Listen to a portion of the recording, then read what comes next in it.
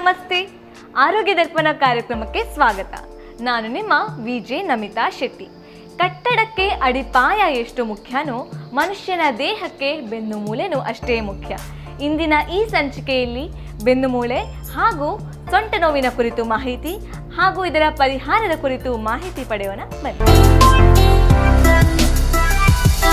ವೀಕ್ಷಕರೇ, ಇಂದಿನ ಈ ಸಂಚಿಕೆಯಲ್ಲಿ ನಮ್ಮ ಜೊತೆಗಿದ್ದಾರೆ doctor Janardhan Aithal, specialist in trauma and Spain surgery, professor and head of the unit of department of orthopaedics. ಅವರನ್ನು ಕಾರ್ಯಕ್ರಮಕ್ಕೆ ಸ್ವಾಗತಿಸೋಣ ಬನ್ನಿ. ನಮಸ್ಕಾರ. ಆರೋಗ್ಯ ದರ್ಪಣ ಕಾರ್ಯಕ್ರಮಕ್ಕೆ ಸ್ವಾಗತ ಡಾಕ್ಟರ್. ಡಾಕ್ಟರ್, ಈ ಬೆನ್ನು ನೋವು ಅಥವಾ ಸೊಂಟ ನೋವು ಯಾವ ಕಾರಣದಿಂದ ಬರುತ್ತೆ ಡಾಕ್ಟರ್? ಈ ಬೆನ್ನು ನೋವು ಅಥವಾ ಸೊಂಟ ನೋವು ಅಂತ ನಾವೇನು ಹೇಳ್ತೇವೆ, ಇದು ಪ್ರತಿಯೊಬ್ಬರಿಗೂ ಹೆಚ್ಚು ಕಡಿಮೆ ಜೀವನದಲ್ಲಿ ಒಂದು ಸಲ ಬರತಕ್ಕಂಥ ಕಾಯಿಲೆ ಅಂತ ಹೇಳೋದು ಕಷ್ಟ, ಬರ್ತದೆ. ಇದಕ್ಕೆ ಕಾರಣ ಏನು? ಸುಮಾರು 1000 ಕಾರಣಗಳಿವೆ, ಬಗೆಬಗೆಯ ಕಾರಣಗಳುಂಟು. ಕೆಲವೊಮ್ಮೆ ನಮ್ಮ ಬೆನ್ನಿನ ಮಾಂಸಖಂಡಗಳು ಹರಿದು ಇರ್ಬೋದು, ಅಥವಾ ಮಾಂಸಖಂಡಗಳ ಉಳುಕಿನಿಂದ ಬರ್ಬೋದು. ಕೆಲವೊಮ್ಮೆ ಈ ನಮ್ಮ ಮೂಳೆಗಳ ಮಧ್ಯೆ ಇರತಕ್ಕಂಥ ಡಿಸ್ಕ್ ಇರ್ಬೋದು, ಆ ಡಿಸ್ಕ್ ಪ್ರಾಬ್ಲಮಿಂದಾಗಿ ಬರಬಹುದು. ಅಥವಾ ಈ ಮೂಳೆಗಳಲ್ಲಿ ಕ್ರಿಮಿಗಳು ಸೇರಿಕೊಂಡು ಬರಬಹುದು.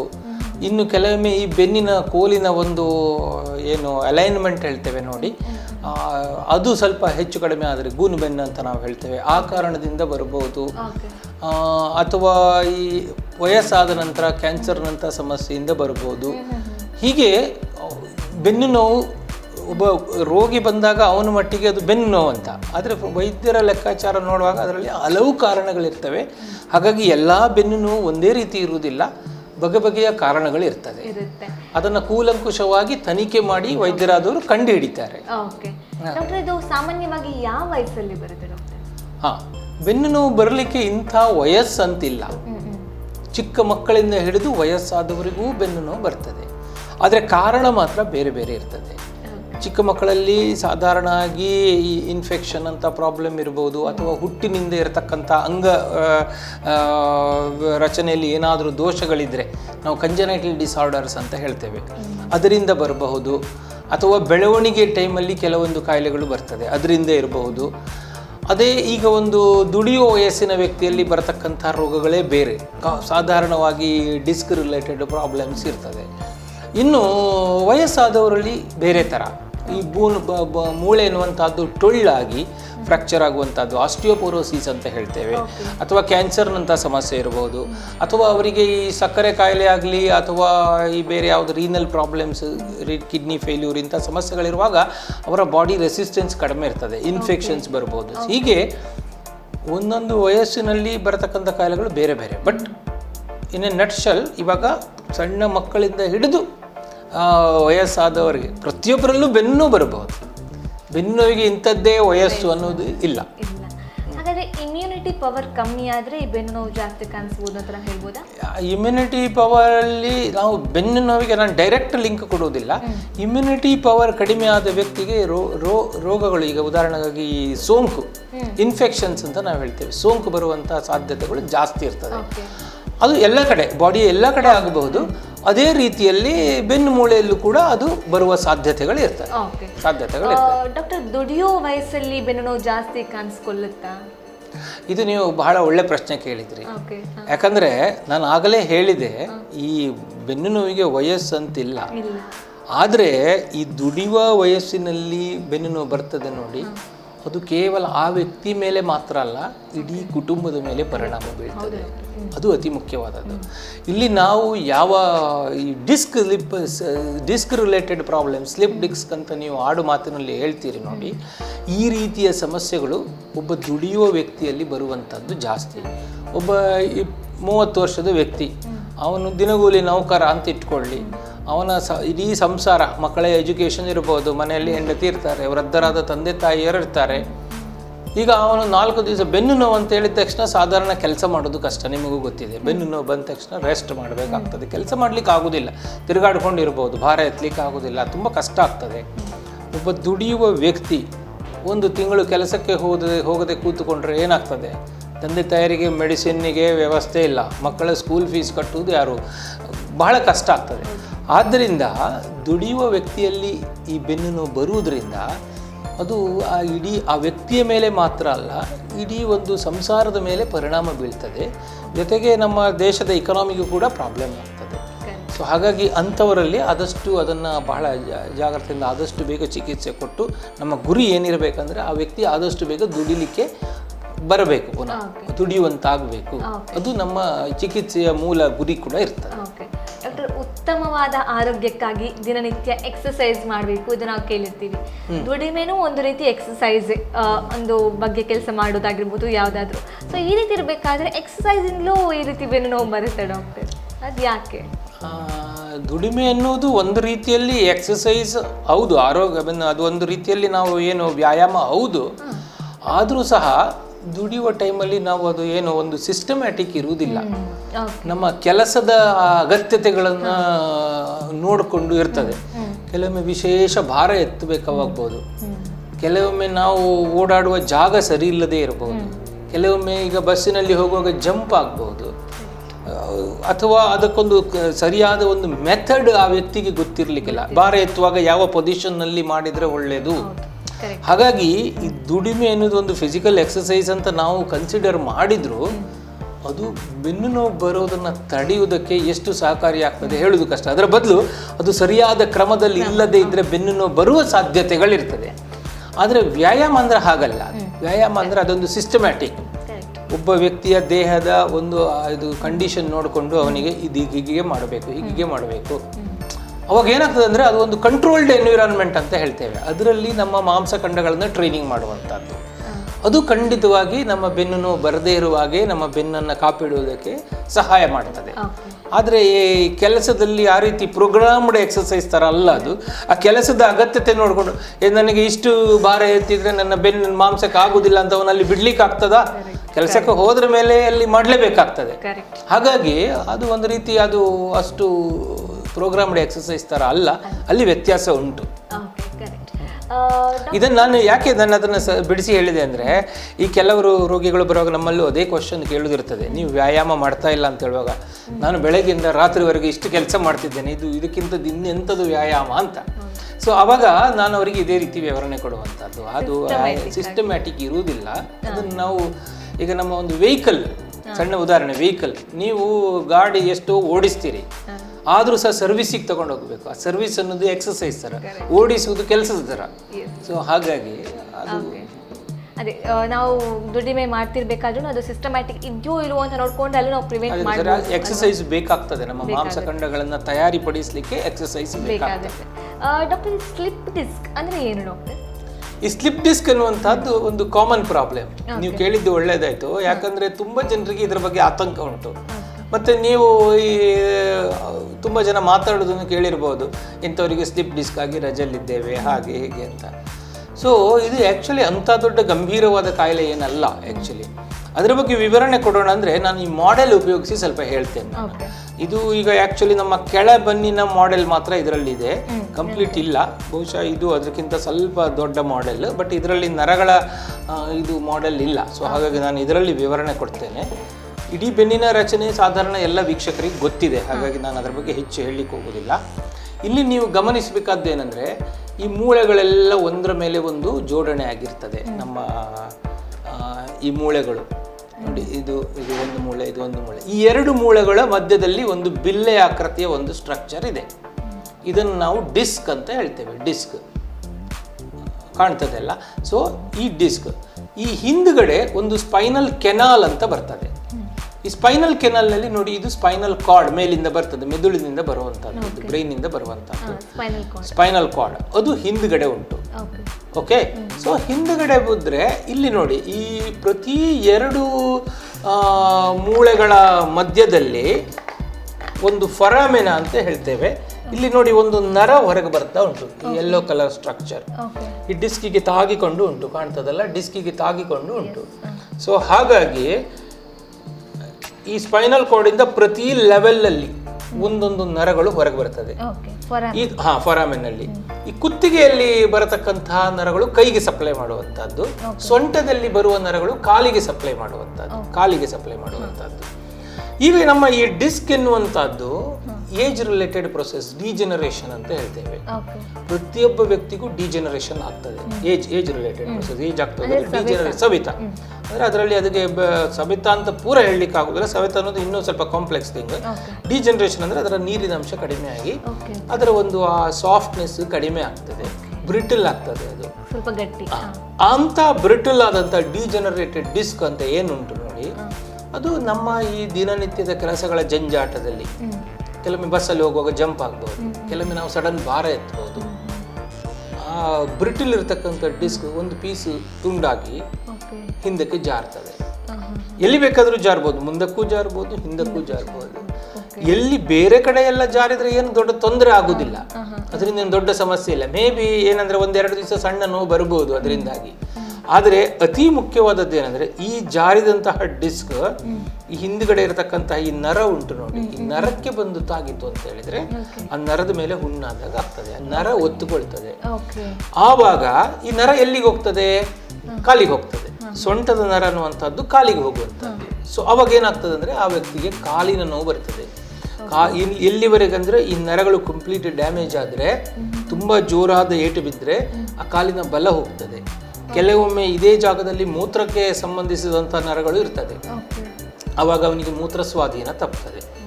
ಎಲ್ಲರಲ್ಲೂ ಹೀಗೆ ಆಗ್ತದೆ ಅಂತ ನಾನು ಹೇಳುವುದಿಲ್ಲ. ಸಾಧಾರಣವಾಗಿ 100ರಲ್ಲಿ 90-95 ಜನರಿಗೆ ಕಾಲು ನೋವು ಬರ್ತದೆ ಸ್ಲಿಪ್ ಡಿಸ್ಕ್ ಆದಾಗ. ಒಂದು 5% ಜನರಿಗೆ ನರಗಳ ವೀಕ್ನೆಸ್ ಕೂಡ ಬರಬಹುದು. ಸೊ ಆದ್ರಿಂದ ಇದು ಆವಾಗ ಅವರಿಗೆ ಸಿಂಪ್ಟಮ್ಸ್ ಕಾಣ್ಕೊಳ್ತದೆ. ಸೊ ಬೇಕಾದ್ರೆ ನೀವು ಈ ಪಿಕ್ಚರ್ ಅಲ್ಲಿ ಒಂದು ನೋಡ್ಬೋದು, ನಾವು ಅದನ್ನ ಈ MRI ಅಲ್ಲಿ ನೋಡ್ಲಿಕ್ಕೆ ಆಗ್ತದೆ. ಈಗ ನೋಡಿ ಈ ಚಿತ್ರದಲ್ಲಿ ಇದು MRI ಅಂತ ನಾವು ಮಾಡಿಸುವಂತಹದ್ದು. ಯಾವುದೇ ಒಂದು ವ್ಯಕ್ತಿಗೆ ಸ್ಲಿಪ್ ಡಿಸ್ಕ್ ಡೌಟ್ ಇದ್ದಾಗ ಈ ವ್ಯಕ್ತಿಗೆ ಆಕ್ಚುಲಿ ಚೆನ್ನಾಗಿದೆ ಇದು. ನೀವು ನೋಡಿ ಇದು ಮೂಳೆ, ಇದು ಮೂಳೆ, ಇದರ ಮಧ್ಯದಲ್ಲಿ ಈ ವೈಟ್ ಇರುವಂತಹದ್ದು ಡಿಸ್ಕ್, ಈ ಹಿಂದ್ಗಡೆ ಇರುವಂಥದ್ದು ಸ್ಪೈನಲ್ ಕಾರ್ಡ್. ಸೊ ಎಲ್ಲಿಯೂ ನಮಗೆ ಅದು ಅಂಥದ್ದೇನು ಒತ್ತಡ ಕಂಡು ಬರ್ತಾ ಇಲ್ಲ, ನಾರ್ಮಲ್ ಇದೆ. ಇಲ್ಲಿ ನೋಡ್ಬೋದು, ಇದು ಸೇಮ್, ಅದು ಅದೇ ವ್ಯಕ್ತಿಯ ಚಿತ್ರ ಇದು. ಸೊ ಅದನ್ನು ನಾನು ಈ ಚಿತ್ರದಲ್ಲಿ ತೋರಿಸ್ತೇನೆ. ಇಲ್ಲಿ ನೀವು ನೋಡುವಾಗ ಇದು ನೋಡಿ, ಇದು ಮೂಳೆ, ಅದರ ಮಧ್ಯದಲ್ಲಿರುವ ಡಿಸ್ಕ್. ಇಲ್ಲಿ ಕಲರ್ ವೈಟ್ ನೋಡಿದ್ದೀರಿ, ಇಲ್ಲಿ ಸ್ವಲ್ಪ ಬ್ಲ್ಯಾಕ್ ಆಗಿದೆ, ಅಂದರೆ ಡಿಜೆನರೇಷನ್ ಜಾಸ್ತಿ ಉಂಟು. ಮತ್ತು ಈ ಸ್ಪೈನಲ್ ಕಾರ್ಡ್ ಹೀಗೆ ಟ್ರೇಸ್ ಮಾಡಿ ಇಲ್ಲಿ ಬರುವಾಗ ಏನೋ ಒಂದು ಬ್ಲಾಕ್ ಕಾಣ್ತದ. ಈ ಬ್ಲಾಕ್, ಈ ಕಪ್ಪು, ಈ ಡಿಸ್ಕ್ ಅನ್ನುವಂಥದ್ದು ಹಿಂದೆ ಬಂದಿದೆ. ಸೊ ನರ ಅನ್ನೋದು ಒತ್ತಿಕೊಂಡಿದೆ. ಬಹುಶಃ ಈ ಚಿತ್ರದಲ್ಲಿ ಕೂಡ ಕರೆಕ್ಟ್ ಕಾಣ್ತದೆ ನೋಡಿ, ಇಲ್ಲಿ ಇದು ಸ್ಪೈನಲ್ ಕಾರ್ಡ್, ಈ ಡಿಸ್ಕ್ ಅನ್ನುವಂಥದ್ದು ಹಿಂದೆ ಬಂದು ಒಂದು ರೀತಿ ಡೆಂಟ್ ಆದಾಗೆ, ಆ ಸ್ಪೈನಲ್ ಕಾರ್ಡ್ನಲ್ಲಿ ಡೆಂಟ್ ಆದಾಗೆ ಕಾಣ್ತದೆ. ಸೊ ಇದು ಅಂದರೆ ಈ ವ್ಯಕ್ತಿಗೆ ಈ ಜಾಗದಲ್ಲಿ ಡಿಸ್ಕ್ ಸ್ಲಿಪ್ ಆಗಿ ನರದ ಮೇಲೆ ಕೂತ್ಕೊಂಡಿದೆ ಅಂತ ನನಗೆ ಅನ್ನಿಸ್ತದೆ. ಸೊ ನಾನು ಅಲ್ಲಿ ಮೇಲೆ ತೋರಿಸಿದ ಹಾಗೆ, MRI ಪಿಕ್ಚರಲ್ಲಿ ತೋರಿಸಿದ ಹಾಗೆ ಈ ಡಿಸ್ಕ್ ಹಿಂದೆ ಬಂದು ನರ ಒತ್ತಿದ್ರೆ ಮಾತ್ರ ರೋಗಿಗೆ ಚಿಹ್ನೆಗಳು ಕಾಣ್ತದೆ, ರೋಗ ಚಿಹ್ನೆಗಳು. ಸ್ಲಿಪ್ ಡಿಸ್ಕ್ ಅಂತ ನಮ್ಮ ಆಡು ಭಾಷೆಯಲ್ಲಿ ಹೇಳುವಂಥದ್ದು. ನಾವು ಅದಕ್ಕೆ ಮೆಡಿಕಲಿ ಇಂಟ್ರವರ್ಟೆಬ್ರಲ್ ಡಿಸ್ಕ್ ಪ್ರೊಲಾಪ್ಸ್ ಅಂತ ಹೇಳ್ತೇವೆ. ಹಲವು ಹೆಸರುಗಳುಂಟು. ಅದರಿಂದ ಕಾಲಿಗೆ ಹೋಗುವ ನರ ನೋವು ಬರೋದ್ರಿಂದ ಸಯಾಟಿಕಾ ಅಂತ ಕೂಡ ಹೇಳ್ತೇವೆ. ಸೊ ಎಲ್ಲವೂ ಒಂದೇ. ಇದು ಏನಂದರೆ ನಮ್ಮ ಬೆನ್ನಿಗೆ ಹೆಚ್ಚು ಕಡಿಮೆ 33 ಮೂಳೆಗಳುಂಟು. ಅದರಲ್ಲಿ ಕೆಳಗಿನ ಒಂದು 7-8 ಮೂಳೆಗಳಲ್ಲಿ ಡಿಸ್ಕ್ ಇರುವುದಿಲ್ಲ. ಉಳಿದ ಎಲ್ಲ ಕಡೆ ಎರಡು ಮೂಳೆ ಮಧ್ಯೆ ಒಂದೊಂದು ಡಿಸ್ಕ್ ಇರ್ತದೆ. ಡಿಸ್ಕ್ ಡಿಜೆನರೇಷನ್ ಎಲ್ಲ ಕಡೆ ಆಗ್ತದೆ. ಆದರೆ ಈ ಸ್ಲಿಪ್ಡ್ ಡಿಸ್ಕ್ ಕಾಮನ್ಲಿ ಬರುವಂತಹದ್ದು ಯಾವ ಸ್ಪೈನಲ್ ಪಾರ್ಟ್ ಮೊಬಿಲಿಟಿ ಜಾಸ್ತಿ ಉಂಟು, ಅಂದ್ರೆ ಒಂದು ಕೆಳ ಸೊಂಟದಲ್ಲಿ ಚಲನೆ ಜಾಸ್ತಿ.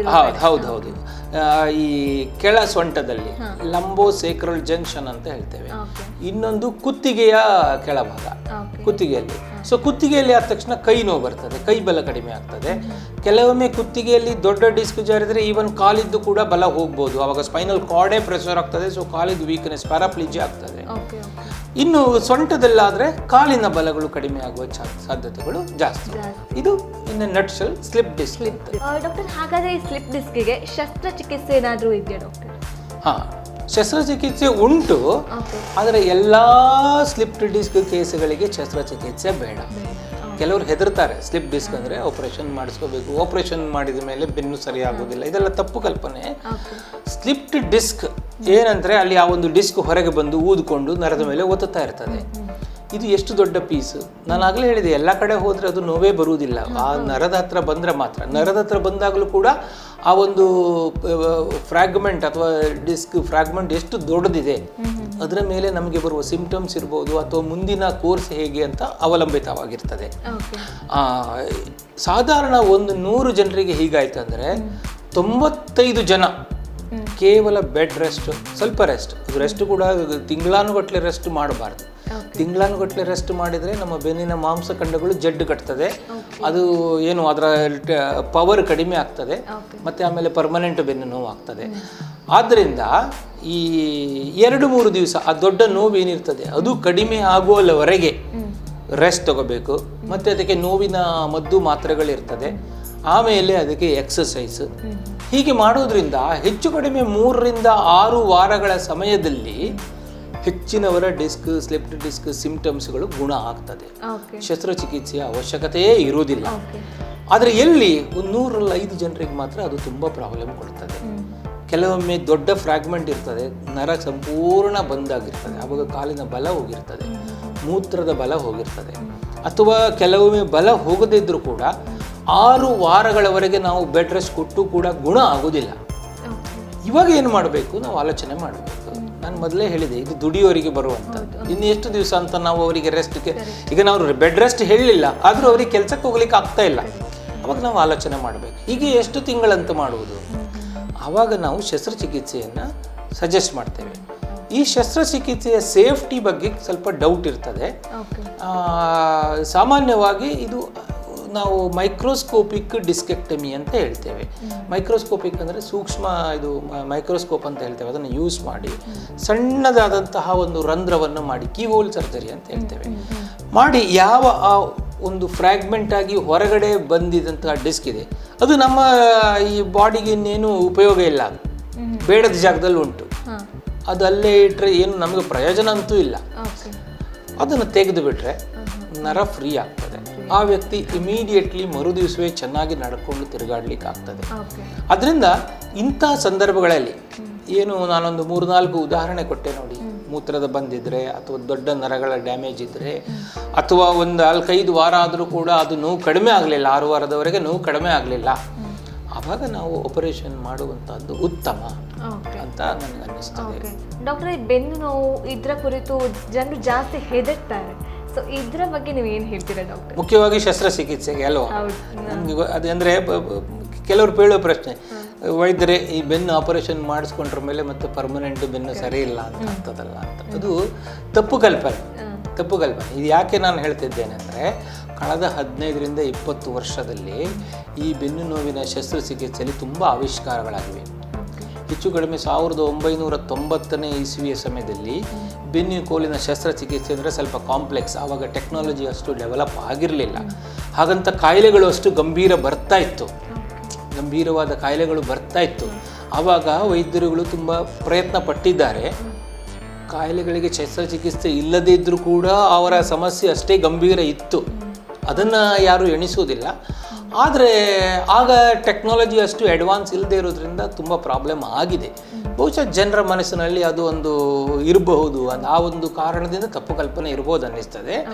ಆದರೆ ಕಳೆದ 15-20 ವರ್ಷ, ನನಗೆ ಸಾಧಾರಣ ಈಗ 25 ವರ್ಷ ಸರ್ವಿಸ್ ಆಯಿತು. ಈ ನನ್ನ ಇದರ ಅವಧಿಯಲ್ಲೇ ಈ ಬೆನ್ನು ಕೋಲಿನ ಶಸ್ತ್ರಚಿಕಿತ್ಸೆ ಆವಿಷ್ಕಾರಗಳು ಅಥವಾ ಇದು ಹೇಗೆ ಬೆಳೆದು ಬಂದಿದೆ ಅದನ್ನು ಸ್ವತಃ ಅನುಭವಿಸಿ ನಾನು ಅದನ್ನು ಮಾಡಿ ಆ ಆವಿಷ್ಕಾರದೊಟ್ಟಿಗೆ ನಾನು ಬೆಳೆದು ಬಂದಿದ್ದೇನೆ. ನನಗೆ ಅದರದ್ದೆಲ್ಲ ಒಳ್ಳೆಯ ಅನುಭವ ಉಂಟು. ಹೇಗೆ ಅಂದರೆ, ಈಗ ಇತ್ತೀಚಿನ ದಿನಗಳಲ್ಲಿ ನಮಗೆ ಈ ಮೈಕ್ರೋಸ್ಕೋಪಿಕ್ ಶಸ್ತ್ರಚಿಕಿತ್ಸೆ ನಾನು ಮೊದಲೇ ಹೇಳಿದ ಹಾಗೆ ಅದು ಅತ್ಯಂತ ಸೇಫ್ ಸರ್ಜರಿ. ಸೊ ಒಬ್ಬ ಪರಿಣತ ಅದನ್ನು ಮಾಡಿದರೆ ಖಂಡಿತವಾಗಿ ಇಲ್ಲಿ ಹೆದರುವಂಥದ್ದು ಏನಂದರೆ, ನಾವು ಶಸ್ತ್ರಚಿಕಿತ್ಸೆಯನ್ನು ಮಾಡುವಾಗ ಅಲ್ಲಿ ಹಿಂದೆ ನರಗಳಿರುವುದರಿಂದ ಎಲ್ಲಿಯಾದರೂ ನರಗಳಿಗೆ ಡ್ಯಾಮೇಜ್ ಬಂದರೆ ಕಾಲಿನ ಬಲ ಕಡಿಮೆ ಆಗ್ತದೆ, ಆವಾಗ ನಡಿಲಿಕ್ಕೆ ಸ್ವಲ್ಪ ಕಷ್ಟ ಆಗ್ತದೆ ಅಂತ ಜನ ಹೆದರುವಂಥದ್ದು. ಅದಕ್ಕೆ ಪರಿಣತಿ ಬೇಕು. ಅದನ್ನು ಪರಿಣತಿ ಹೊಂದಿದಂಥ ಶಸ್ತ್ರಚಿಕಿತ್ಸಾ ತಜ್ಞರು ಅದನ್ನು ಚೆನ್ನಾಗಿ ಮಾಡಲಿಕ್ಕೆ ಆಗ್ತದೆ. ಈಗ ಇನ್ಫ್ಯಾಕ್ಟ್ ನೀವು ಶಸ್ತ್ರಚಿಕಿತ್ಸೆ ಮಾಡಿಕೊಳ್ಳದೇ ಇದ್ದರೆ, ನಾನೊಂದು 5% ಅಂತ ಏನು ಹೇಳಿದೆ ನೋಡಿ, ಅಂಥವರು ಶಸ್ತ್ರಚಿಕಿತ್ಸೆ ಶಸ್ತ್ರಚಿಕಿತ್ಸೆ ಇಲ್ಲದೇ ಇದ್ದರೆ ಬಹುಶಃ ಕೆಲಸ ಮಾಡಲಿಕ್ಕೆ ಕಷ್ಟ ಆದೀತು, ತಿಂಗಳಾನುಗಟ್ಟಲೆ ಕೆಲಸಕ್ಕೆ ಹೋಗದೇ ಇರುವಂಥ ಸಾಧ್ಯತೆಗಳಿದೆ. ಅಂಥವರಲ್ಲಿ ಅದು ನಾವು ಈ ಮೈಕ್ರೋಸ್ಕೋಪಿಕ್ ಶಸ್ತ್ರಚಿಕಿತ್ಸೆ ಅಂತ ಏನು ಹೇಳ್ತೇವೆ ಅದನ್ನು ಮಾಡುವುದರಿಂದ ಅವರಿಗೆ ಮರುದಿವಸವೇ ನಡಿಲಿಕ್ಕಾಗ್ತದೆ. ನನ್ನ ಎಷ್ಟೋ ರೋಗಿಗಳನ್ನು ಮರುದಿವಸವೇ ನಡೆಸಿದ್ದೇನೆ. ಒಂದು ತಿಂಗಳಲ್ಲಿ ಅವರು ಹಾರ್ಡ್ ವರ್ಕ್ ಮಾಡಿದಂತಹ ಹಾರ್ಡ್ ವರ್ಕಿಗೆ ಕೂಡ ಅವರು ಹೋಗ್ತಾರೆ. ಹಾಗಾಗಿ ಇದು ಅತ್ಯಂತ ಸೇಫ್ ಅಂತ ನನಗೆ ಅನ್ನಿಸ್ತದೆ. ಸೇಫ್ಟಿ ಪ್ರಾಬ್ಲಮ್ ಇಲ್ಲಿ ಏನು ಉಂಟಂದರೆ, ಪ್ರಾಬ್ಲಮ್ಮೇ ಕಾಂಪ್ಲೆಕ್ಸ್ ಇದ್ದರೆ ಯಾವುದರಲ್ಲಿ ಸ್ಲಿಪ್ಡ್ ಡಿಸ್ಕಲ್ಲಿ ಯೂಶ್ವಲಿ ಪ್ರಾಬ್ಲಮ್ ಬರುವುದಿಲ್ಲ. ಈ ಕೆಲವೊಂದು ಕಾಂಪ್ಲೆಕ್ಸ್ ಇರ್ತದೆ, ಏನಂದರೆ ಕ್ರಿಮಿಗಳು ಬಂದು ಮೂಳೆಗಳು ಡ್ಯಾಮೇಜ್ ಆಗಿರ್ತದೆ, ಅಥವಾ ಬಿದ್ದು ನಾವು ಮರದಿಂದ ಬಿದ್ದು ಪ್ಯಾರಾಪ್ಲೀಜಿಯಾ ಆಗಿರ್ತೇವೆ. ಅವುಗಳಲ್ಲಿ ಆರಂಭದಲ್ಲೇ ಅವರ ಪರಿಸ್ಥಿತಿ ತುಂಬ ಗಂಭೀರ ಉಂಟು.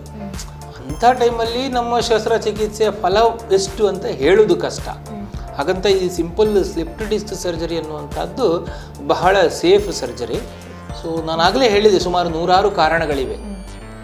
ಹೆಚ್ಚಿನ ಸರ್ಜರಿಗಳು ಬಹಳ ಸೇಫ್ ಇದೆ. ಕೆಲವೊಮ್ಮೆ ಆ ಕಾಯಿಲೆಯ ಸ್ವರೂಪವೇ ಹಾಗೆ ಗಂಭೀರ ಇದ್ದರೆ ನಾವು ಶಸ್ತ್ರಚಿಕಿತ್ಸೆ ಅನ್ನುವಂಥದ್ದು ಇಂಪ್ರೂವ್ ಮಾಡಲಿಕ್ಕೆ ಒಂದು ಪ್ರಯತ್ನವೇ ಹೊರತುಪಡಿಸಿ ಗ್ಯಾರಂಟಿ ಕೊಡೋದು ಕಷ್ಟ ಆಗ್ತದೆ. ಹಾಗಾಗಿ ನಿಜವಾಗಿ ಸ್ಲಿಪ್ ಡಿಸ್ಕ್ನಲ್ಲಿ ಭಾಳ ಒಳ್ಳೆ ರಿಸಲ್ಟ್ ಬರ್ತದೆ, ಏನು ಎದುರುಕೊಳ್ಳೋ ಅವಶ್ಯಕತೆ ಇಲ್ಲ.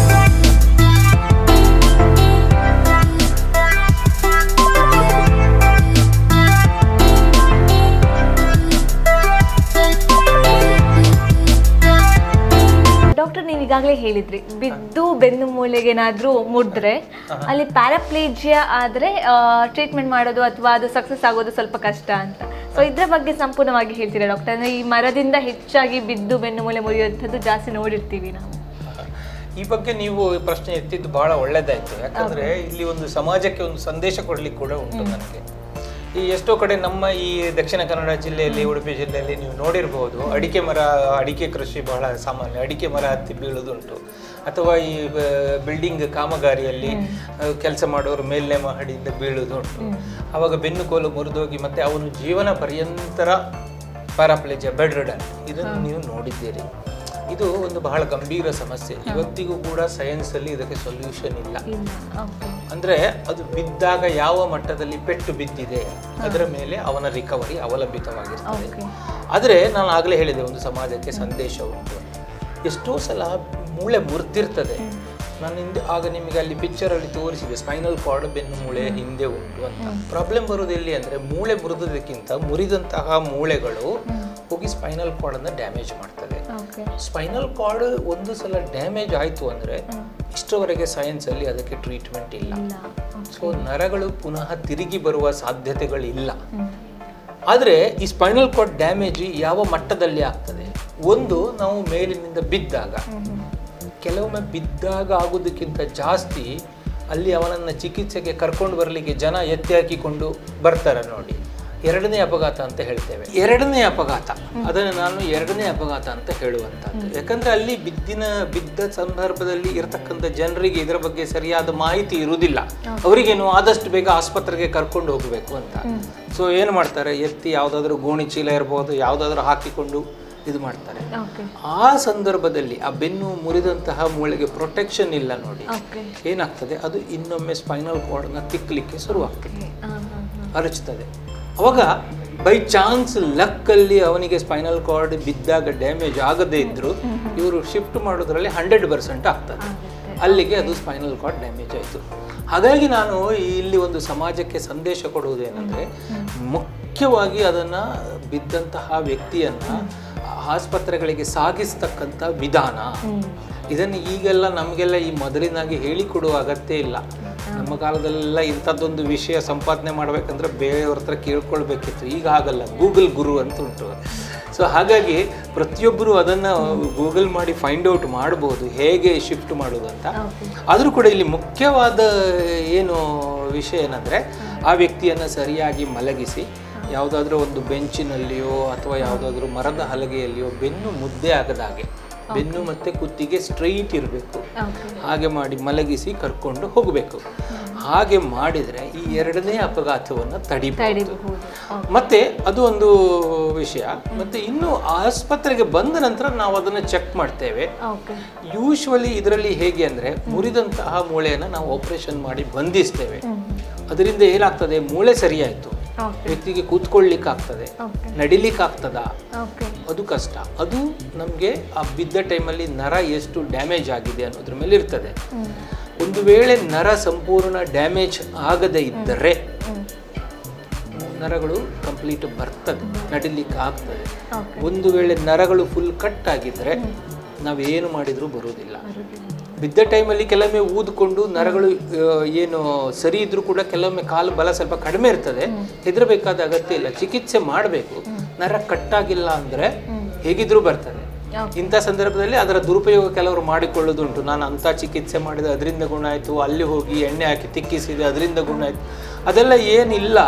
ನಾವು ಮೂಳೆಯನ್ನು ಸರಿಯಾಗಿ ಬಂಧಿಸಿದ ಮೇಲೆ ಆ ನರಗಳು ಸರಿ ಇದೆ ಅಂತಾದರೆ ನಾವು ಏನು ಮಾಡದೇ ಇದ್ರೂ ಕೂಡ ಅದು ಬರ್ತದೆ. ನರ ಡ್ಯಾಮೇಜ್ ಆಗಿದೆ ಅಂತಾದರೆ ಏನು ಮಾಡಿದರೂ ಬರೋದಿಲ್ಲ. ಸೊ ಅದು ನಮಗೆ ಆ ಸಂದರ್ಭದಲ್ಲಿ ಪೂರ ಹೇಳೋದು ಕಷ್ಟ. ಸ್ಪೈನಲ್ ಕಾರ್ಡ್ ಪೂರ ಕಟ್ಟಾಗಿದೆಯೋ ಇಲ್ವೋ ಅದನ್ನು ನೋಡಿ ಹೇಳಲಿಕ್ಕೆ ಕಷ್ಟ. ಅದನ್ನು ನಮಗೆ ಯಾವಾಗ ಗೊತ್ತಾಗ್ತದೆ?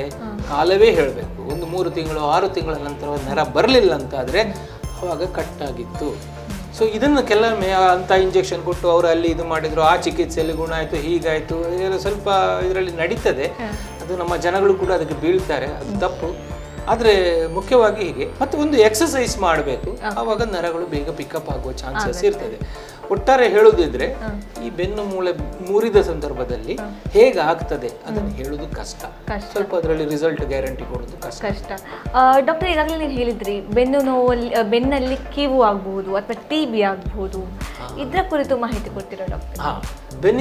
ಬೆನ್ನುಗಳಿಗೆ ಬರತಕ್ಕಂಥ ರೋಗದಲ್ಲಿ ಈ ನಮ್ಮ ಭಾರತ ದೇಶದಲ್ಲಿ ಅದಕ್ಕೆ ಬರತಕ್ಕಂಥ ಕೀವು ಅಥವಾ ಸೋಂಕು ಕೂಡ ಒಂದು ಮುಖ್ಯ ಕಾಯಿಲೆ. ತುಂಬ ಜನರಿಗೆ ಬರ್ತದೆ. ಎಸ್ಪೆಷಲಿ ಇದು ನಮಗೆ ಬೇಜಾರಂದ್ರೆ ಇದು ಯಾರು ಗುಡಿಸಲಲ್ಲಿರ್ತಾರೆ, ಯಾರು ಪೂವರ್ ಸೋಶಿಯೋ ಎಕನಾಮಿಕ್ ಸ್ಟೇಟಸ್ ಅಂತ ಹೇಳ್ತೇವೆ ನೋಡಿ, ಯಾರಿಗೆ ಕಷ್ಟ ಇರ್ತದೆ ಅಂಥವರಿಗೆ ಬರುವುದು ಇದು. ಹಾಗಾಗಿ ಈ ಕ್ರಿಮಿ ಅನ್ನುವಂಥದ್ದು ನಮ್ಮ ರಕ್ತದಿಂದ ಹೋಗಿ ಬೆನ್ನಿನಲ್ಲಿ ಕೂಡ ಸೆಟ್ಲ್ ಆದಾಗ ಇದೇ ಥರ ನಾವೀಗ ಬಿದ್ದು ಮೂಳೆ ಹೇಗೆ ಮುರಿತದೆಯೋ ಹಾಗೆ ಕ್ರಿಮಿಗಳು ಕೂಡ ಮೂಳೆಯನ್ನು ತಿಂದು ಮೂಳೆಗಳು ಡ್ಯಾಮೇಜ್ ಆಗಿ ಮೂಳೆ ಮುರಿಬಹುದು. ಹಿಂದುಗಡೆ ಸ್ಪೈನಲ್ ಕಾರ್ಡ್ ಡ್ಯಾಮೇಜ್ ಆಗ್ಬೋದು, ರಸಿಕೆ ಬರಬಹುದು ಅಲ್ಲಿ. ಸೊ ಇದರಲ್ಲಿ ಮುಖ್ಯವಾಗಿ TB ಕಾಯಿಲೆ ಕೂಡ ಅತಿ ಮುಖ್ಯವಾದದ್ದು. TB ಕಾಯಿಲೆ ಕೂಡ ಬೆನ್ನಿನಲ್ಲಿ ಬರಬಹುದು. ಅದಕ್ಕೆ ಚಿಕಿತ್ಸೆ ಉಂಟು. ಆದರೆ ಈಗಿನ ಒಂದು ವೈಜ್ಞಾನಿಕ ಇದರಲ್ಲಿ ಬಹಳ ಒಳ್ಳೆ ಚಿಕಿತ್ಸೆ ಉಂಟು. ಮುಖ್ಯವಾಗಿ ಏನಂದರೆ ರೋಗಿಯು ಆರಂಭದ ಹಂತದಲ್ಲೇ ವೈದ್ಯರನ್ನು ಕಾಣಬೇಕು. ನಮ್ಮಲ್ಲಿ ಈಗ ನಮ್ಮ ಆಸ್ಪತ್ರೆಯಲ್ಲಿ ತುಂಬ ಜನ ಬರ್ತಾರೆ, ಸುಮಾರು ದಾವಣಗೆರೆ, ಬಳ್ಳಾರಿ ಆ ಕಡೆಯಿಂದೆಲ್ಲ ಬರ್ತಾರೆ. ಅವರೆಲ್ಲ ಕಡೆ ಚಿಕಿತ್ಸೆ ಸರಿಯಾಗಿ ಯಾವುದೋ ಸರಿಯಾದ ವೈದ್ಯರಿಗೆ ತೋರಿಸೋದಿಲ್ಲ. ಹಳ್ಳಿಯ ವೈದ್ಯರಿಗೆ ಇವರಿಗೆಲ್ಲ ತೋರಿಸಿ ಎಷ್ಟೋ ಸಮಯದ ನಂತರ ಒಂದು ತುಂಬ ಅಡ್ವಾನ್ಸ್ಡ್ ಸ್ಟೇಜ್, ಕಾಲಬಲ ಹೋಗಿರುವಾಗಲೂ ಅಂಥ ಸಮಯದಲ್ಲಿ ಬರ್ತಾರೆ. ಅವಾಗ ಸ್ವಲ್ಪ ಕಷ್ಟ ಆಗ್ತದೆ ನೋಡಿ. ಆವಾಗಲೂ ನಾವು ಅದನ್ನು ಸರಿ ಮಾಡಿದ್ದೇವೆ, ಒಳ್ಳೆ ರೀತಿಯಿಂದ ಅದನ್ನು ಚಿಕಿತ್ಸೆ ಮಾಡಿದ್ದೇವೆ. ಆರಂಭದ ಹಂತದಲ್ಲಿಯೇ ಅವರು ಬಂದರೆ ಬಹಳ ಸುಲಭ. ಅದು ಯಾವ ಕ್ರಿಮಿ ಅಂತ ನೋಡಿ ಆ್ಯಂಟಿಬಯೋಟಿಕ್ಸ್ ಕೊಡ್ತೇವೆ. ಶಸ್ತ್ರಚಿಕಿತ್ಸೆ ಕೂಡ ಬೇಕಾಗುವುದಿಲ್ಲ. ಸ್ವಲ್ಪ ಲೇಟಾಗಿ ರಸಿಕೆ ಆದ ಮೇಲೆ ಬಂದರೆ, ಕೀವು ತುಂಬಿದ ಮೇಲೆ ಬಂದರೆ, ಮೂಳೆಗಳು ಡ್ಯಾಮೇಜ್ ಆದ ಮೇಲೆ ಬಂದರೆ ಆವಾಗ ಬಹುಶಃ ಶಸ್ತ್ರಚಿಕಿತ್ಸೆ ಅಗತ್ಯ ಬೀಳಬೇಕಾಗ್ತದೆ. ಆ್ಯಂಟಿಬಯೋಟಿಕ್ಸ್ ಅನ್ನುವಂಥದ್ದು ಮುಖ್ಯವಾಗಿ ಬೇಕಾಗ್ತದೆ. ಇಲ್ಲಿ ನಮ್ಮ ದೇಶದಲ್ಲಿ TB ಕಾಮನ್ ಇರೋದ್ರಿಂದ TBಗೆ ಸರಿಯಾದ ಮದ್ದುಂಟು. 1 ವರ್ಷದವರೆಗೆ ಆ ಮದ್ದನ್ನು ತಪ್ಪದೇ ತಗೋಬೇಕು, ಪೂರ್ಣ ಗುಣ ಆಗ್ತದೆ. ಅದರ ಜೊತೆಯಲ್ಲಿ ಈ ಮುರಿದಂತಹ ಮೂಳೆ ಇರಬಹುದು ಅಥವಾ ಕೀವು ತುಂಬಿರುವಂತಹ ಕೀವನ್ನು ತೆಗಿಬೇಕಾಗ್ತದೆ. ಮತ್ತೆ ಮುರಿದ ಮೂಳೆಯನ್ನು ರೋಡ್ ಹಾಕಿ ಬಂಧಿಸಬೇಕಾಗ್ತದೆ. ಸ್ವಲ್ಪ ಚಿಕಿತ್ಸೆ ಕ್ಲಿಷ್ಟ ಆಗ್ತದೆ. ಆದರೂ ಕೂಡ ಸರಿಯಾದ ಸಮಯದಲ್ಲಿ ವೈದ್ಯರನ್ನು ಅವರು ಕಂಡ್ರೆ ಒಳ್ಳೆ ರೀತಿಯಿಂದ ಅದನ್ನು ಈಗ ಚಿಕಿತ್ಸೆ ಮಾಡಬಹುದು. ನಮ್ಮಲ್ಲಿ ಇನ್ಫ್ಯಾಕ್ಟ್ ಬಹಳ ಮಂದಿ ಅಂಥ ಕಾಯಿಲೆಯವರು ಬರ್ತಾರೆ, ನಾವು ಚಿಕಿತ್ಸೆಯನ್ನು ಮಾಡ್ತಾ ಇದ್ದೇವೆ. ಡಾಕ್ಟರ್, ಸಾಮಾನ್ಯವಾಗಿ ಈ ವಯಸ್ಸಾದ ಹಾಗೆ ಬೆನ್ನು ಮೂಳೆಯಲ್ಲಿ ಸಮಸ್ಯೆ ಬರೋದು ಅಥವಾ ಸವೆತ ಆಗೋದು, ಈ ಸಮಸ್ಯೆ ನಮಗೆ ಕಾಣ್ಬೋದು. ಇದನ್ನು ತಡೆಗಟ್ಟಲಿಕ್ಕೆ ಆಗುತ್ತೆ ಅಂಡ್ ಇದು ಯಾಕೆ ಬರುತ್ತೆ ಡಾಕ್ಟರ್? ಈ ವಯಸ್ಸಾದವರಲ್ಲಿ ಬೆನ್ನಿನ ಪ್ರಾಬ್ಲಮ್ಮು 2 ಮುಖ್ಯ ಕಾರಣಗಳು. ಒಂದನೇದಾಗಿ ಏಜ್ ರಿಲೇಟೆಡ್ ಸವಿಯುವಂಥದ್ದು, ಡಿಸ್ಕ್ ಡಿಜೆನರೇಷನ್ ಆದ ನಂತರ ಎಲ್ಲ ಈ ಮೂಳೆಗಳು ಅಥವಾ ನಮ್ಮ ನರಗಳು ಹೋಗುವ ದ್ವಾರಗಳು ಎಲ್ಲ ಬಂದಾಗ್ಲಿಕ್ಕೆ ಸ್ಟಾರ್ಟ್ ಆಗ್ತದೆ, ಟೈಟ್ ಆಗ್ತದೆ. ಆವಾಗ ಏನಾಗ್ತದೆ ಅಂದರೆ ಅವರಿಗೆ ನಡಿಲಿಕ್ಕೆ ಕಷ್ಟ ಆಗ್ತದೆ. ಇಂಥ ಸಂದರ್ಭದಲ್ಲಿ ನಾವು ಅವರನ್ನು ಪರೀಕ್ಷೆ ಮಾಡಬೇಕು. ಇಲ್ಲಿ ಅವರ ಏಜ್ ಫ್ಯಾಕ್ಟರ್ ಒಂದು ನೋಡ್ತೇವೆ. ಮತ್ತೆ ಈಗ ನಾವು ಅದನ್ನ ಈ ಕೆಲವೊಮ್ಮೆ ನರಗಳು ಬ್ಲಾಕ್ ಆದಾಗ ಅದನ್ನ ನಾವು ಶಸ್ತ್ರಚಿಕಿತ್ಸೆಯ ಮೂಲಕ, ಅದರಲ್ಲೂ ಕೂಡ ಕೀ ಹೋಲ್ ಸರ್ಜರೀಸ್ ಬಂದಿದೆ ಈಗ ಈ ಕಳೆದ 5-10 ವರ್ಷದಲ್ಲಿ ಆದಂತಹ ಡೆವಲಪ್ಮೆಂಟ್. ಏಜ್ ಆದವರಲ್ಲಿ ಕೂಡ ಕೀ ಹೋಲ್ ಶಸ್ತ್ರಚಿಕಿತ್ಸೆಯ ಮೂಲಕ ನರಗಳನ್ನ ಸರಿಪಡಿಸ್ತಕ್ಕಂಥ ಒಂದು ವ್ಯವಸ್ಥೆ ಬಂದಿದೆ. ಅದರ ಮೂಲಕ ಈಗ ನಡಿಲಿಕ್ಕಾಗದವರಿಗೆ ಇಂಪ್ರೂವ್ಮೆಂಟ್ ಮಾಡ್ಲಿಕ್ಕೆ ಆಗ್ತದೆ. ಓಕೆ. ಇನ್ನು ಅಂದ್ರೆ ಅದು ಪೇಷಂಟ್ ಅನ್ನು ಇವ್ಯಾಲ್ಯೂಯೇಷನ್ ಮಾಡಬೇಕು. ಎಲ್ಲಾ ರೋಗಿಗಳಿಗೂ ಆ ಬೆನಿಫಿಟ್ ಸಿಕ್ಕುವುದಿಲ್ಲ. ಪೇಷಂಟಿನ ದೇಹ ಸ್ಥಿತಿ ಹೇಗೆ, ಅವರ ಸಮಸ್ಯೆ ಏನು, ಅದಕ್ಕೆ ಒಬ್ಬರು ತಜ್ಞರಾದವರು ಎಕ್ಸ್ಪೀರಿಯನ್ಸ್ಡ್ ಸರ್ಜನ್ ನೋಡಿ ಅನುಭವದಲ್ಲಿ ಅದನ್ನು ಅವರನ್ನು ಇವ್ಯಾಲ್ಯೂಯೇಟ್ ಮಾಡಿ ಮಾಡಬೇಕಾಗ್ತದೆ. ಇನ್ನು ಎರಡನೇದು ಆಸ್ಟಿಯೋಪೊರೋಸಿಸ್ ಅಂತ ನೀವು ಕೇಳಿರಬಹುದು, ಮೂಳೆ ಟೊಳ್ಳಾಗುವಂಥದ್ದು. ಇದಕ್ಕೆ ನಾವು ಸೈಲೆಂಟ್ ಬಾಂಬ್ ಅಂತ ಹೇಳ್ತೇವೆ. ಏನು ಸಮಸ್ಯೆ ಇರುವುದಿಲ್ಲ, ಆದರೆ ಅವರು ಸ್ವಲ್ಪ ಟ್ರಿಪ್ ಆದರೂ ಸಾಕು, ಬಿದ್ದರೂ ಸಾಕು, ಮೂಳೆ ಮುರ್ಕೊಳ್ಳುತ್ತೆ, ಅವಾಗ ದೊಡ್ಡ ಕ್ಯಾಟಸ್ಟ್ರೋಫ್. ಸೊ ಹಾಗಾಗಿ ಆದರೆ ಇದಕ್ಕೆ ತಪ್ಪಿಸಲಿಕ್ಕೆ ಇದನ್ನು ಪ್ರಿವೆನ್ಷನ್ ಅಂತ ಹೇಳ್ತೇವೆ ನಾವು. ಒಳ್ಳೆಯ ಆಹಾರ, ಆರೋಗ್ಯ ಸಮಸ್ಯೆ, ಅದು ಆಹಾರ ಮತ್ತು ವ್ಯಾಯಾಮ. ಹಾಗೆ ಆಹಾರದಲ್ಲಿ ಕೂಡ ಈಗ ಬ್ಯಾಡ್ ಹ್ಯಾಬಿಟ್ಸ್, ಸ್ಮೋಕಿಂಗು ಇಂಥದ್ದೆಲ್ಲ ಬಿಡಬೇಕು. ಅದು ಬೆನ್ನು ಮೂಳೆಗೆ ಬಹಳ ತೊಂದರೆ, ಡಿಸ್ಕಿಗೂ ಹಾಗೆ ಬೆನ್ನು ಮೂಳೆಗೂ ಹಾಗೆ. ಶುದ್ಧ ಆಹಾರ, ಒಳ್ಳೆಯ ಅಭ್ಯಾಸ ಮತ್ತು ವ್ಯಾಯಾಮ, ಇದು ಮೂರಿದ್ರೆ ನಮ್ಮ ಬೋನಿನ ಹೆಲ್ತ್ ಚೆನ್ನಾಗಿರ್ತದೆ. ಮತ್ತು ಇನ್ನೂ ಒಂದು ಏಜ್ ಆಗ್ತಾ ಹೋದಾಗೆ ಆಸ್ಟಿಯೋಪೊರೋಸಿಸ್ ಬಂದರೆ ಕೂಡ ಅದಕ್ಕೆ ಇತ್ತೀಚಿನ ದಿನಗಳಲ್ಲಿ ಒಳ್ಳೆ ಮೆಡಿಸಿನ್ಸ್ ಬಂದಿದೆ, ಚಿಕಿತ್ಸೆ ಉಂಟು. ಹಾಗೆ ನಾವು ಬೆನ್ನಿಗೆ ವಿಶೇಷವಾದ ಸಪೋರ್ಟ್ ಬೆಲ್ಟ್ಗಳನ್ನೆಲ್ಲ ಕೊಡ್ತೇವೆ. ಮತ್ತು ಅವರು ಸ್ವಲ್ಪ ಈ ನಡೆಯುವಾಗ ಹೋಗುವಾಗ ಜಾಗರೂಕತೆಯಿಂದ ವಹಿಸಬೇಕಾಗ್ತದೆ. ತಜ್ಞ ವೈದ್ಯರಲ್ಲಿ ತೋರಿಸಿದರೆ ಅದನ್ನು ಅವರು ಸರಿಯಾದಂತಹ ಒಂದು ಮಾರ್ಗದರ್ಶನವನ್ನು ನೀಡ್ತಾರೆ. ಅದರಿಂದ ವಯಸ್ಸಾದವರಲ್ಲಿ ಕೂಡ ರೆಗ್ಯುಲರ್ಲಿ ಬೆನ್ನು ಚೆಕಪ್ ಮಾಡುವಂತಹದ್ದು ಅತಿ ಮುಖ್ಯ ಅಂತ ನನಗೆ ಅನಿಸ್ತದೆ. ಡಾಕ್ಟರ್, ಈ ಗೂನು ಬೆನ್ನು ಅಂತ ನಾವು ಏನು ನೋಡ್ತೀವೋ ಕೆಲವರಲ್ಲಿ, ಅದನ್ನು ಸರಿ ಮಾಡ್ಲಿಕ್ಕಾಗುತ್ತಾ? ಇದು ಇನ್ನೊಂದು ಸಮಸ್ಯೆ, ಗೂನು ಬೆನ್ನು ಅಥವಾ ನಾವು ಅದಕ್ಕೆ ಸ್ಕೋಲಿಯೋಸಿಸ್, ಕೈಫೋಸಿಸ್ ಹೀಗೆಲ್ಲ ಹೇಳ್ತೇವೆ. ಇದು ಬರಲಿಕ್ಕೆ ಹಲವು ಕಾರಣ ಉಂಟು. ಅದರಲ್ಲಿ ಮುಖ್ಯವಾಗಿ ಈ ಸಣ್ಣ ವಯಸ್ಸಿನಲ್ಲಿ ಹುಟ್ಟಿನಿಂದಲೋ ಅಥವಾ ಈ ಗ್ರೋಯಿಂಗ್ ಪೀರಿಯಡ್ ಅಲ್ಲಿ ಡೆವಲಪ್ಮೆಂಟ್ ನಾವು ಅದಕ್ಕೆ ಯಾವುದೇ ಕಾರಣ ಇಲ್ಲದೆ ಬರೋದ್ರಿಂದ ಅದಕ್ಕೆ. ಡಾಕ್ಟರ್, ಈ ಗೂನು ಬೆನ್ನು ಅಂತ ನಾವು ಕೆಲವರಲ್ಲಿ ಏನು ನೋಡ್ತೀವೋ ಅದು ಯಾಕಾಗಿ ಬರುತ್ತೆ, ಅದನ್ನು ಸರಿ ಮಾಡ್ಲಿಕ್ಕೆ ಆಗುತ್ತೆ? ಈ ಗೂನು ಬೆನ್ನು ಅಂತದ್ದು ಒಂದು ವಿಶೇಷವಾದಂತಹ ಸಮಸ್ಯೆ. ಎಲ್ಲರಿಗೂ ಬರುವುದಿಲ್ಲ, ತುಂಬ ಕಡಿಮೆ. ಆದರೆ ಅದಕ್ಕೆ ಹಲವು ಕಾರಣ ಉಂಟು.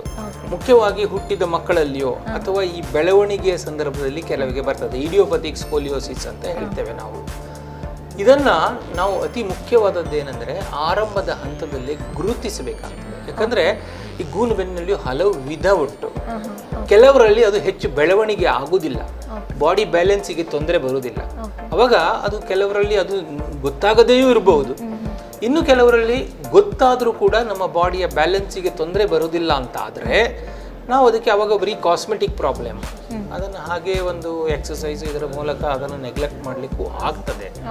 ಆದರೆ ಕೆಲವು ವ್ಯಕ್ತಿಯಲ್ಲಿ ಆ ಒಂದು ಕೋಲಿನ ಬ್ಯಾಲೆನ್ಸೇ ಹೊರಟೋಗ್ತದೆ.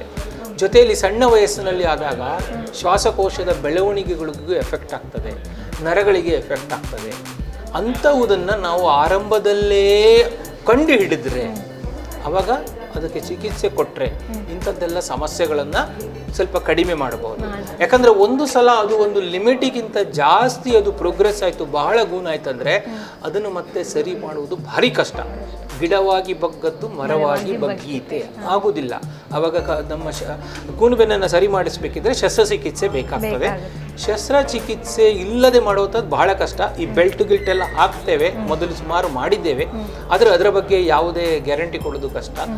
ಮುಖ್ಯವಾಗಿ ಶಸ್ತ್ರಚಿಕಿತ್ಸೆ ಸುಲಭವಾಗಿ ಆಗಬೇಕಂದ್ರೆ ಯಾವಾಗ ಸಣ್ಣ ವಯಸ್ಸಿನಲ್ಲಿ ಆಗಬೇಕು. ಹಾಗಂತ ಎಲ್ಲದಕ್ಕೂ ಶಸ್ತ್ರಚಿಕಿತ್ಸೆ ಮಾಡಬಾರ್ದು. ಎಷ್ಟೋ ಕರುಗಳು ಅಥವಾ ಗೂನ್ ಅನ್ನುವಂಥದ್ದು ಜಾಸ್ತಿ ಪ್ರೋಗ್ರೆಸ್ ಆಗೋದಿಲ್ಲ. ಇವೆಲ್ಲವನ್ನ ಕಂಡು ಹಿಡಿಬೇಕಿದ್ರೆ ನಾವು ಅದಕ್ಕೆ ಒಂದು ಸ್ಕ್ರೀನಿಂಗ್ ಅಂತ ಹೇಳ್ತೇವೆ.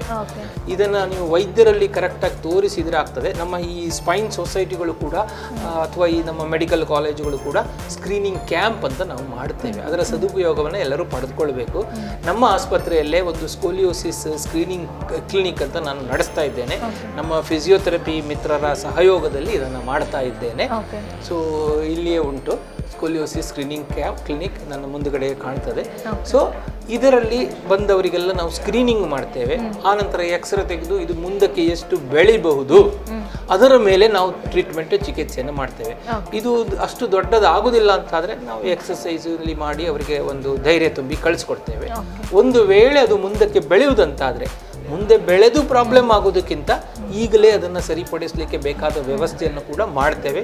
ತುಂಬ ಅಂಥ ಆಪರೇಷನ್ಗಳನ್ನು ಕೂಡ ಮಾಡಿದ್ದೇವೆ, ಒಳ್ಳೆ ರೀತಿಯ ರಿಸಲ್ಟ್ ಬಂದಿದೆ ನಮ್ಮಲ್ಲಿ. ಆದರೆ ಅದು ಲೇಟ್ ಆಗಿ ಹೋದಾಗ ಕಾಂಪ್ಲಿಕೇಶನ್ಸ್ ಬರಲಿಕ್ಕೆ ಸ್ಟಾರ್ಟ್ ಆಗ್ತದೆ. ಆದ್ದರಿಂದ ಆರಂಭದಲ್ಲೇ ಅದನ್ನು ಮಾಡುವಂಥದ್ದು ಉತ್ತಮ ಅಂತ ನನಗನ್ನಿಸ್ತದೆ. ಇನ್ನು ಏಜ್ ಆದಾಗ ಕೂಡ ಗೂನು ಬೆನ್ನು ಬರ್ತದೆ, ಮೂಳೆಗಳೆಲ್ಲ ಟೊಳ್ಳಾಗಿ ಬೆಂಡಾಗ್ತದೆ, ಅದು ಒಂದು. ಅಥವಾ ಈ ನಾನು ಆಗ ಹೇಳಿದಾಗೆ ಕೀವು ತುಂಬಿ ಮೂಳೆಗಳು ಡ್ಯಾಮೇಜ್ ಆಗಿ ಬೆಂಡ್ ಆಗ್ತದೆ, ಅವುಗಳನ್ನು ಕೂಡ ನಾವು ಕೂಲಂಕಷವಾಗಿ ನೋಡಿ ಚಿಕಿತ್ಸೆ ಕೊಡ್ತೇವೆ. ನಮ್ಮಲ್ಲಿ ಆ ಫೆಸಿಲಿಟಿ ಉಂಟು, ಬಟ್ ಅದನ್ನು ತಜ್ಞ ವೈದ್ಯರು ನೋಡಿ ಚೆಕ್ ಮಾಡಬೇಕಾಗ್ತದೆ. ಡಾಕ್ಟರ್, ಈಗ ಈ ಆಸ್ಪತ್ರೆಯಲ್ಲಿ ಯಾವುದೆಲ್ಲ ಸೌಲಭ್ಯ ಇದೆ? ನಮ್ಮ ಆಸ್ಪತ್ರೆಯಲ್ಲಿ ನಾವು ಫುಲ್ ಫ್ರೆಜ್ಡ್ ಸ್ಪೈನ್ ಸರ್ಜರಿ ಯೂನಿಟ್ ಅಂತ ಹೇಳ್ತೇವೆ. ನಾನು ಅದರ ಮುಖ್ಯಸ್ಥನಾಗಿದ್ದೇನೆ. ನಮ್ಮಲ್ಲಿ ಎಲ್ಲ ರೀತಿಯ ಸಮಸ್ಯೆಗಳು, ಈಗ ಒಂದು ಸ್ಪೈನ್ ಪ್ರಾಬ್ಲಮ್, ಬೆನ್ನು ನೋವು ಅಂತ ಬಂದರೆ ಅವರನ್ನು ಆರಂಭದಲ್ಲಿ ತಪಾಸಣೆ ಮಾಡುವುದರಿಂದ ಹಿಡಿದು ಅದಕ್ಕೆ ಯಾವ ರೀತಿಯಲ್ಲಿ ಅದನ್ನು ಕಾಯಿಲೆಯನ್ನು ಕಂಡು ಹಿಡಿಬೇಕಾಗ್ತದೆ, CT ಸ್ಕ್ಯಾನ್ ಇರ್ಬೋದು, MRI ಇರ್ಬೋದು, ಎಲ್ಲ ಫೆಸಿಲಿಟಿಗಳು ನಮ್ಮ ಆಸ್ಪತ್ರೆಯಲ್ಲಿ ಏನಪ್ಪಯ್ಯ ಮೆಡಿಕಲ್ ಕಾಲೇಜ್ ಹಾಸ್ಪಿಟ್ಲಲ್ಲಿ ಲಭ್ಯವಿದೆ. ನಾವು ಸ್ಪೆಷಲೈಸ್ಡ್ ಸ್ಪೈನ್ ಕ್ಲಿನಿಕ್ ಅಂತ ಕೂಡ ಮಾಡ್ತಾ ಇದ್ದೇವೆ.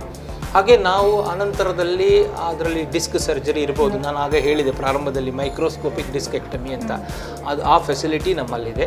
ಹಾಗೆಯೇ ಈ ಬೆನ್ನು ಗೂನು ಸರಿಪಡಿಸುವಂಥದ್ದು ಇರ್ಬೋದು, ಅಥವಾ ಈ ಮುರಿದಂತಹ ಮೂಳೆಯನ್ನು ಜೋಡಿಸುವಂಥದ್ದು ಇರ್ಬೋದು, ಅಥವಾ ಇನ್ಫೆಕ್ಷನ್ ಅಥವಾ ಸೋಂಕು ಅಂತ ನಾನು ಹೇಳಿದೆ ಅದನ್ನು ಡಯಾಗ್ನೋಸಿಸ್ ಮಾಡ್ತಕ್ಕಂಥ ಯಾವ ಸಲಕರಣೆಗಳು ಬೇಕು, ಸೊಫಿಸ್ಟಿಕೇಟೆಡ್ ಲ್ಯಾಬ್ ನಮ್ಮಲ್ಲಿ ಉಂಟು.